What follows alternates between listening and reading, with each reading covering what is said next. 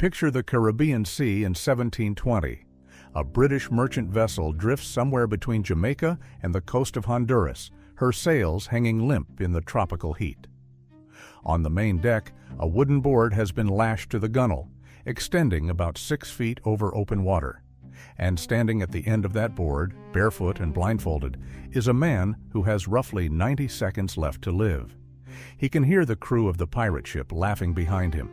He can feel the board flexing under his weight. And below him, if they have removed the blindfold, he can see something far worse than deep water. The Caribbean in this stretch is barely 15 feet deep, crystal clear.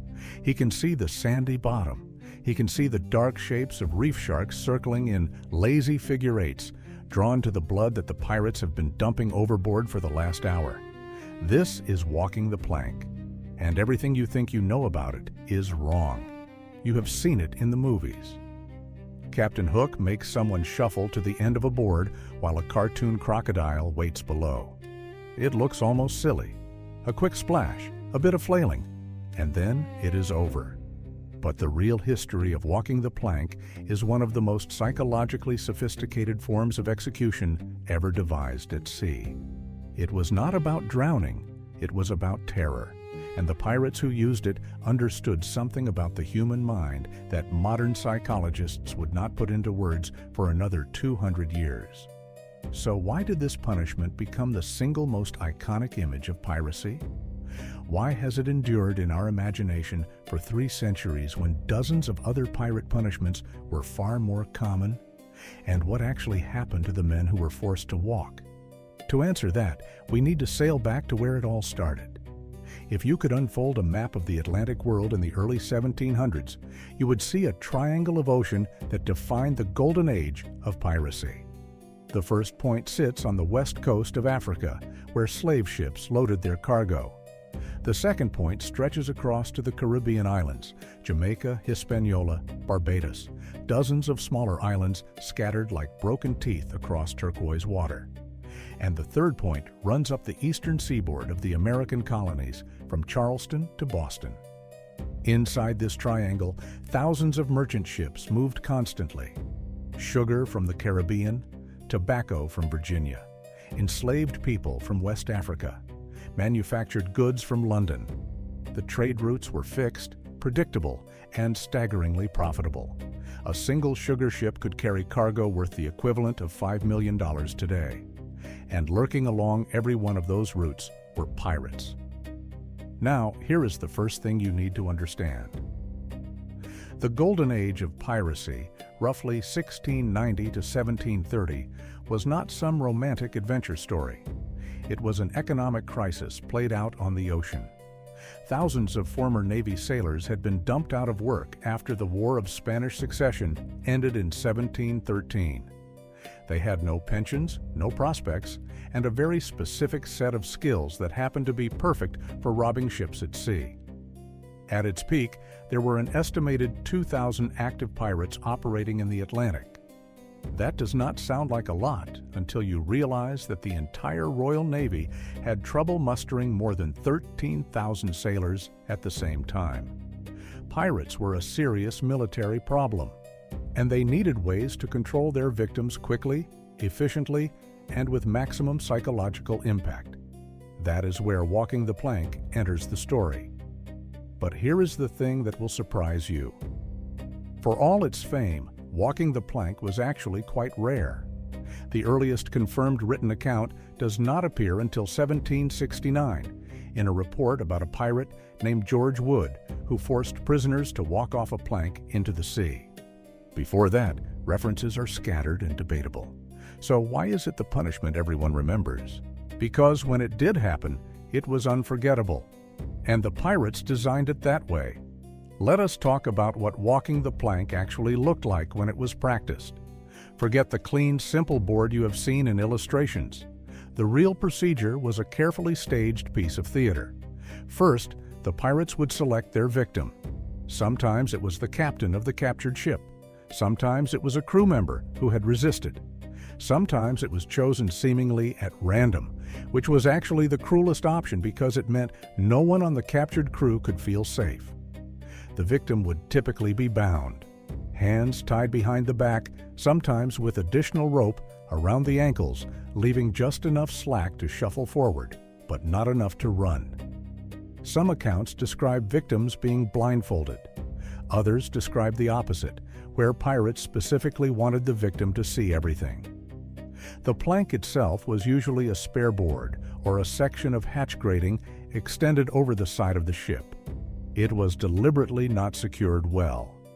The victim could feel it wobble, feel it flex, feel the gap between where the board rested on the gunwale and where it ended over nothing but air and ocean. And then came the part that separated walking the plank from simply throwing someone overboard. The weight. Pirates understood instinctively what psychologists now call anticipatory anxiety. The terror of knowing something terrible is about to happen is often worse than the terrible thing itself. So they would make the victim stand at the edge of the plank, sometimes for minutes. They would taunt. They would fire pistols near the victim's head. They would describe what was in the water below. They would give false countdowns, pretending to push, then laughing when the victim flinched. The audience for all of this was not the victim. The victim was already dead, functionally speaking. The audience was everyone else on the captured ship. Every merchant sailor watching from the deck, bound and helpless, was receiving a very clear message. This is what happens if you resist. This is what happens if you do not cooperate. This is what happens if you are unlucky. Walking the plank was not an execution. It was a broadcast. Now, you might be thinking, just falling into the water does not sound that deadly. People survive falls into the ocean all the time. And you would be right. If the pirates had just pushed someone off a deck into deep open water, the victim might actually survive. But pirates were not stupid. There are accounts of pirates choosing their location deliberately. Shallow water near reefs, where the fall would break bones on coral. Waters known for shark activity. Near coastlines with dangerous currents that would pull a bound person under in seconds. One account from the 1720s describes pirates anchoring near a sandbar at low tide, so the victim would fall just 8 feet into water, barely waist deep, breaking both legs on impact and then slowly drowning as the tide came in while the pirates watched from the rail. That is not a quick death. That is a spectacle. And spectacle was the entire point. But here is where the story gets really interesting. Walking the plank was actually one of the milder punishments in the pirate arsenal. If you think a forced march off a wooden board sounds bad, wait until you hear what pirates did when they were genuinely angry. The punishment that pirates used far more commonly than walking the plank was called marooning, and it was arguably the cruelest thing one human being could do to another in the 18th century. Marooning meant being abandoned on a deserted island or a sandbar, usually with minimal supplies.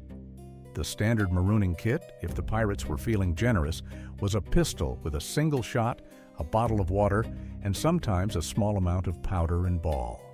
The pistol was not for hunting. Everyone understood what the single shot was for. The most famous case of marooning involved a man named Alexander Selkirk, who was actually marooned by his own captain after a dispute in 1704. Selkirk spent 4 years and 4 months alone on an island off the coast of Chile before being rescued by a passing privateer. He survived by hunting feral goats, building shelters from pimento trees, and reading his Bible until the pages fell apart. His story became the basis for Daniel Defoe's Robinson Crusoe. But Selkirk was lucky. His island had fresh water, goats, and shelter.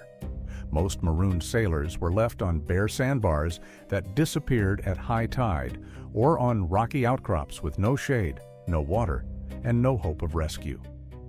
Edward England, a pirate captain who operated in the Indian Ocean around 1720, was marooned by his own crew after they decided he was too lenient with prisoners. He was dumped on the island of Mauritius with 2 loyal crewmen and managed to build a crude boat that eventually carried them to Madagascar. He survived, but died shortly afterward, broken and destitute. The psychological genius of marooning was the same as walking the plank, but stretched over days or weeks instead of minutes. The victim knew they were going to die. They just did not know when. And in the meantime, they had nothing but sun, thirst, and their own thoughts. But marooning was not even the worst of it. There was a punishment called keel hauling that makes walking the plank look like a swimming lesson. Keel hauling involved tying a rope to the victim, throwing them overboard on one side of the ship, and dragging them underneath the hull to the other side. Now, the hull of an 18th century wooden ship was not smooth. It was covered in barnacles, those razor-sharp crustaceans that attach themselves to anything submerged in seawater. A ship that had been at sea for even a few months would have a hull that was essentially coated in natural broken glass. Being dragged across that surface would strip skin from muscle and muscle from bone. If the crew hauled slowly, the victim drowned. If they hauled quickly, the victim survived the crossing, but emerged on the other side, flayed alive, with injuries that would almost certainly become infected and kill them within days. Keel hauling was actually more associated with naval discipline than piracy. The Dutch Navy formally included it in their code of punishment until 1750. But pirates adopted it enthusiastically, and there are multiple accounts of its use during the Golden Age. Then there was wooding. This involved wrapping a thin cord around a victim's head and twisting it with a stick, like a tourniquet. Each twist tightened the cord. Victims reported feeling their skull being compressed. Eyes would bulge. Some accounts describe the cord eventually cutting through skin and into bone. Sweating was another favorite. The victim was forced to run in circles around the main mast while the crew jabbed them with swords, knives, forks, and whatever else was sharp. The name came from the obvious result. Victims would run until they collapsed from exhaustion and blood loss, at which point the crew would sometimes revive them and start the process again. Moses' law was the pirate term for a flogging of 39 lashes, one fewer than the 40 that was believed to be the biblical maximum. Pirates were surprisingly attentive to this kind of technical loophole. 39 lashes with a cat-o'-nine tails, which had 9 knotted cords, meant the victim actually received 351 individual strikes. Many did not survive. And then there was the practice of simply tying a captive to the mast or bowsprit and using them for target practice, which requires no further explanation. So why, with all of these genuinely horrifying punishments available, does walking the plank dominate our imagination? The answer lies in storytelling. Walking the plank is visual. It is dramatic. It has a clear beginning, middle, and end. A person stands at one end of a board. They walk to the other end. They fall. It is a complete narrative in a single image. Compare that to keel hauling, which is almost impossible to depict visually because the worst of it happens underwater. Or marooning, which is a slow process that takes days and has no dramatic climax. Or sweating, which is chaotic and hard to follow. Walking the plank is the perfect story. It has a victim, a clear threat, a countdown, and a resolution. It is easy to draw, easy to describe, easy to build a scene around. And that is exactly why writers and artists latched onto it. The person who arguably did the most to cement walking the plank in popular culture was not a pirate at all. It was Robert Louis Stevenson, who published Treasure Island in 1883. While walking the plank does not actually happen in the novel, the threat of it hangs over the story. And the illustrations that accompanied early editions featured the iconic image prominently. Before Stevenson, the image had already been circulating in penny dreadful novels and sensational newspaper accounts throughout the 1800s. But Treasure Island turned pirates from historical footnotes into romantic anti-heroes, and walking the plank became the visual shorthand for everything dangerous about them. Then came Hollywood. The 1935 film Captain Blood, starring Errol Flynn, brought swashbuckling pirates to the screen with all the plank-walking drama audiences expected. From there, it became a standard element of every pirate movie, from Peter Pan to Pirates of the Caribbean. But let us go back to the actual historical record for a moment, because there is a fascinating question that historians have been arguing about for decades. Did walking the plank actually happen as often as we think, or is the whole thing mostly a myth? The honest answer is somewhere in between. There are confirmed historical accounts, but they are surprisingly few. George Wood in 1769, a Dutch ship captain named William Smith in 1822, who testified that pirates forced him and his crew to walk the plank. A few scattered reports from the Caribbean in the early 1700s. The pirate historian David Cordingly, who wrote the definitive book Under the Black Flag, argues that walking the plank was real but uncommon. Most pirates preferred quicker, simpler methods of disposing of unwanted captives. Throwing someone overboard took seconds and required no preparation. Shooting someone was instantaneous. Walking the plank required setup, time, and a degree of theatrical effort that most pirates did not bother with. But Cordingly also notes that the rarity of the practice does not mean it was insignificant. When it did occur, it served a specific strategic purpose. Pirates operated in a world where reputation was everything. They could not advertise in newspapers. They could not send out press releases. Their reputation spread through the stories that survivors told. And a survivor who had watched a man walk the plank told a much better story than a survivor who had watched a man get thrown over the side. The drama of the plank, the suspense, the theater of it, ensured that the story would be retold and embellished and spread across every port in the Atlantic. Walking the plank was, in a very real sense, a marketing tool. This brings us to something important about pirate psychology that most people completely misunderstand. Pirates were not mindless thugs who killed everyone they captured. That would have been terrible for business. The most successful pirates, men like Bartholomew Roberts, Edward Teach, also known as Blackbeard, and Henry Every, understood a fundamental principle. If you kill everyone, no one surrenders. If everyone fights to the death because they expect to die anyway, you lose ships and men in every engagement. But if you develop a reputation for treating cooperative captives reasonably well while making an absolute spectacle of anyone who resists, then most ships will surrender without a fight. This is why Blackbeard cultivated his terrifying appearance with slow-burning hemp fuses braided into his thick black beard, 6 pistols strapped across his chest on a bandolier, and a long coat that made him look twice his actual size. Before boarding a ship, he would light those fuses so that his face was wreathed in smoke, making him look like a demon rising out of the sea. He was not dressing up for fun. He was building a brand. And that brand communicated a very specific message to every merchant captain who saw his flag on the horizon. Surrender now, and you will probably live. Fight back, and you will wish you had not. Walking the plank fit perfectly into this strategy.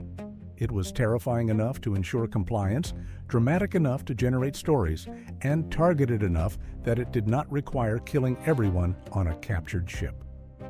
The pirates who used it were, in their own brutal way, sophisticated communicators.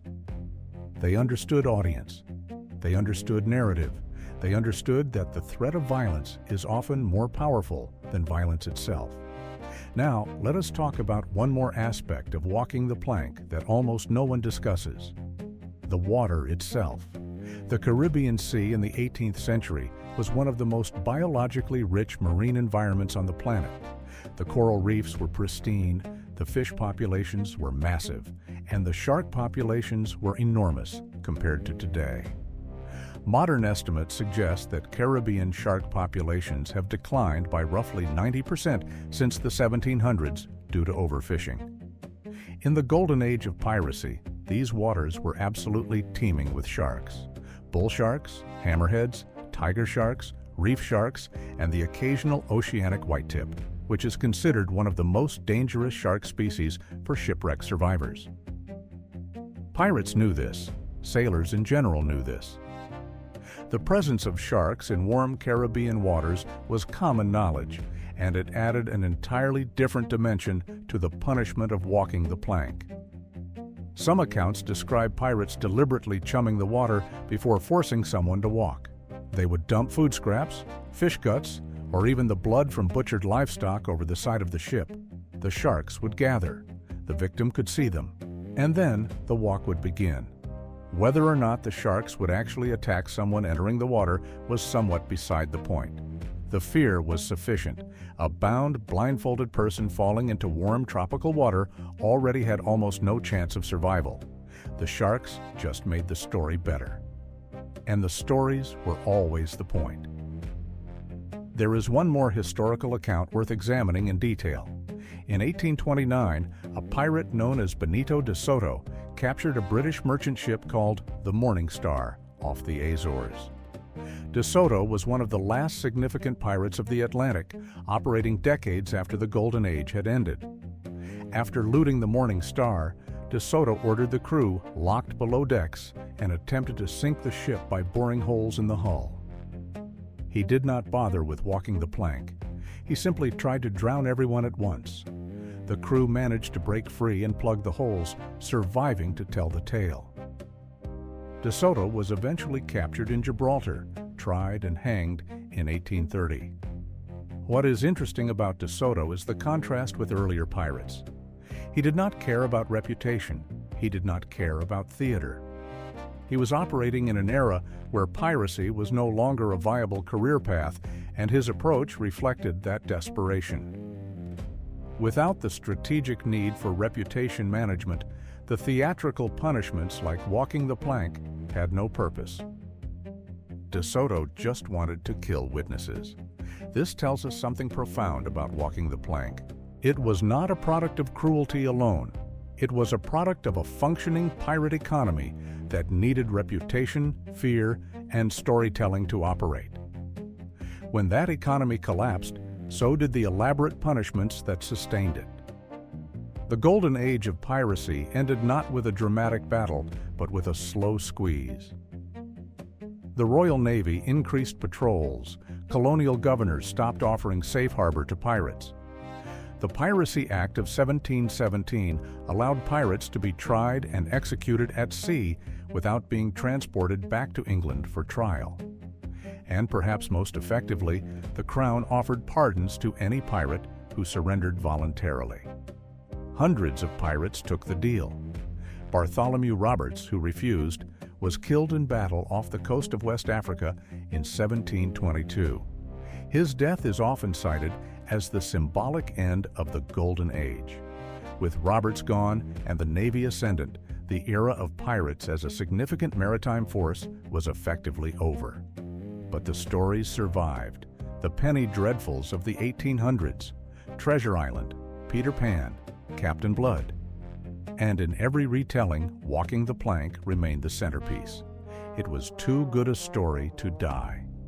Today, walking the plank has transcended its origins entirely. It is a metaphor for being forced into an impossible situation. It is a birthday party game for children. It is a design element in themed restaurants and escape rooms. The skull and crossbones flag, the parrot on the shoulder, the peg leg, and the plank are the four pillars of pirate iconography, and the plank might be the most enduring of them all. And that is perhaps the final irony. A punishment that was designed to terrify, that was intended as a tool of psychological warfare, that was meant to make grown men weep with fear, has become something playful, something nostalgic, something we put on lunchboxes and Halloween costumes. The pirates who stood on the decks of stolen ships in the Caribbean 300 years ago, watching a blindfolded man shuffle toward the end of a wobbling board above shark-infested water, would probably find that transformation hilarious. Or maybe they would not. Maybe they would understand perfectly. Because if there is one thing the pirates of the Golden Age understood better than anyone, it is that a good story outlives everything. The ships rot, the gold gets spent. The pirates themselves hang from gibbets at the harbor mouth. But the stories? The stories keep sailing.